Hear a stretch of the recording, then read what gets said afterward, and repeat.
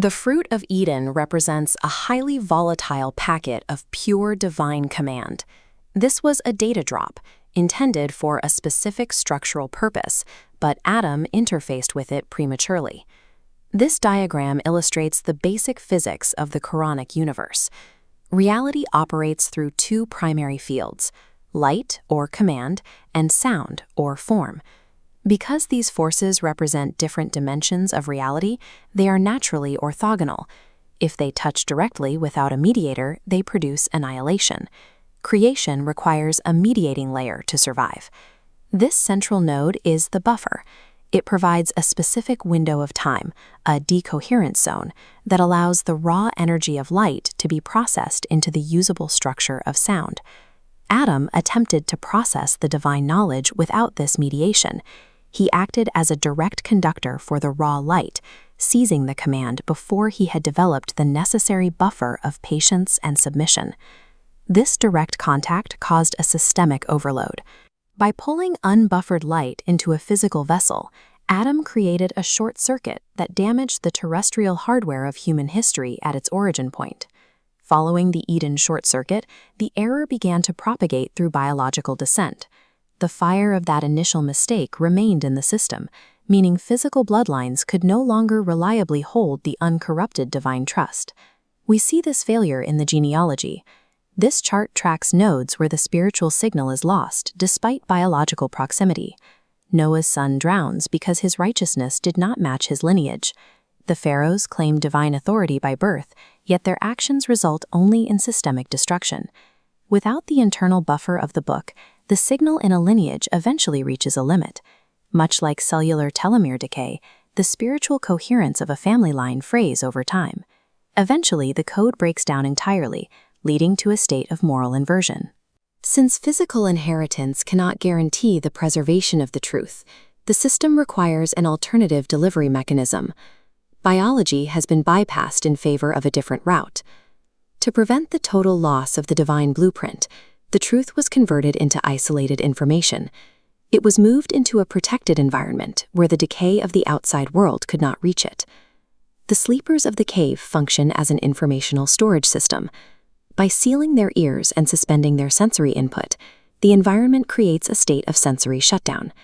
This allows their internal data to be held in a memory register for 309 years. The cave serves as a shield against entropy. While empires outside rose and collapsed, the information within the sleepers remained in a state of suspended coherence. Their data was disconnected from the standard biological timeline. The dog stretched at the entrance acts as the boundary operator for this process. It maintains the integrity of the isolation, preventing any premature interaction with the outside world until the system achieves the correct state for extraction.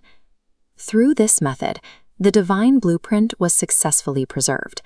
The cave held the information intact, awaiting a human receiver who could properly generate the buffer Adam lacked. This receiver appears in the form of Maryam. She successfully executes the interface protocol that Adam failed to master. Her journey begins with a withdrawal to a remote place. She is deliberately removing herself from the thermal noise of society to establish a state of absolute silence and internal isolation. This chart shows the universal mizan, or balance. Maryam's state of absolute submission forms the perfect center point. She creates a stable buffer zone, an interface capable of receiving high-density information without structural failure. When the divine spirit descends, Maryam is commanded to eat the dates from the palm tree. This is the correct interface. She accepts the provided knowledge with zero ego or resistance, completing the intake stroke of the cycle. Because Maryam provided the necessary buffer, the interaction is safe. Light and form merge through her to conceive ʿīsā, the Word made flesh. The potential for annihilation has been replaced by successful manifestation. Maryam's success repaired the damage caused in Eden. She demonstrated that divine truth is transmitted through resonant frequency and submission, rather than biological inheritance.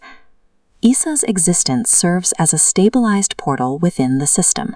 He represents a pathway that is now open to future users who are prepared to follow the same protocol. The final phase of this circuit begins with Zakariyya. His forced silence allows the signal to build pressure, resulting in the birth of Yaḥyā, who is prepared from his youth to handle the divine transmission. Yaḥyā represents human consciousness configured specifically as an instruction register. His entire function is to hold the book with a stability that biology alone could never provide. This leads to the command found in verse 19:12, "O Yaḥyā, take the book with strength." This functions as the activation code for the entire Quranic system. When you take the book with strength, the action bypasses your biological lineage. You are no longer reliant on a corrupted ancestral track to reach the truth. This action connects you directly to the pure informational line. You are wirelessly linking your consciousness to the data preserved by the cave and the buffer established by Maryam. The packet of command Adam mismanaged is now available for your reception. The history of the cave and the mother prepared this final system integration. The Quran is a live circuit awaiting its next operator. You can view the text as a historical document, or you can execute the 1912 activation to complete the circuit yourself.